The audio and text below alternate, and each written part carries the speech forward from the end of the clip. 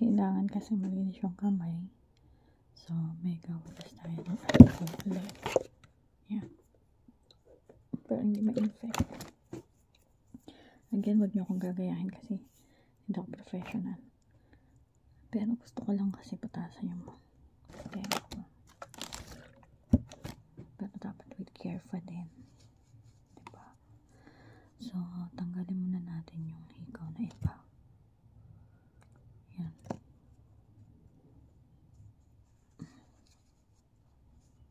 Tapos, pag nagamit mo na yung bulak, huwag mo na siyang ulit-ulitin.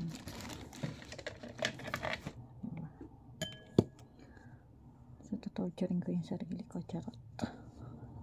Wala ko na ng butos ko sa dulo. Bulak. Ayan, namumula na. Dito ko ilalagay yung dalawa mamaya. Palitan natin. So, itong bagong bulak para sa malaking karayom. Ito, nakuha ko na siya sa sa pinagbabaran ko. Noon nga nakayanan ko eh. Ngayon pa ba?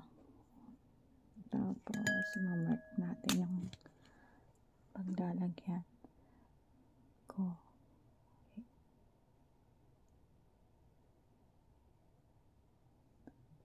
Tama ba na dyan? Masyado yata mataas.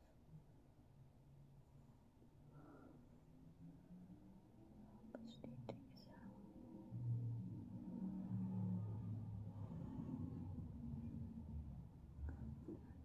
Diba? Ayoko na kasi sa buto. Dahil last time nung naglagay ako sa buto, ang tagal gumaling nito, te. So, dito lang tayo. Parang mataas yung isa. Dito natin. So, hanggat hindi tama, ulitin. Medyo mali yung butas ko sa kabila. Wait nga, ilagay nga muna natin tong hikaw. Para alam ko, ang dami ko lang nga salamin, oh. So, ilagay muna natin tong hikaw. Ow. So, dapat so, yun, huwag niyong ulit-ulitin yung mark natin siya dito. Dapat dito. Yan. Tapos ito. Diba? Konti lang yung distance ng dalawa. Basta lang naman kasi yan. Ang laki ng tenga ko. Sabi nila pag malaki daw tenga, swerte. Swerte naman talaga. Inay, ito na. So,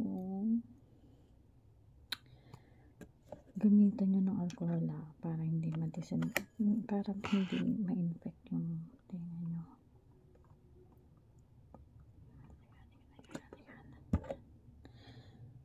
So, panasan.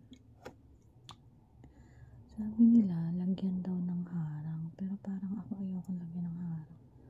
Lagyan ko pa ng harang. Ayan na.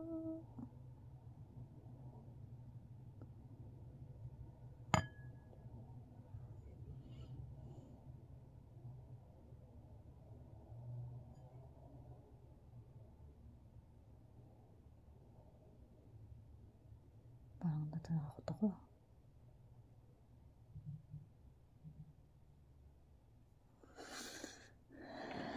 Parang tatot ato.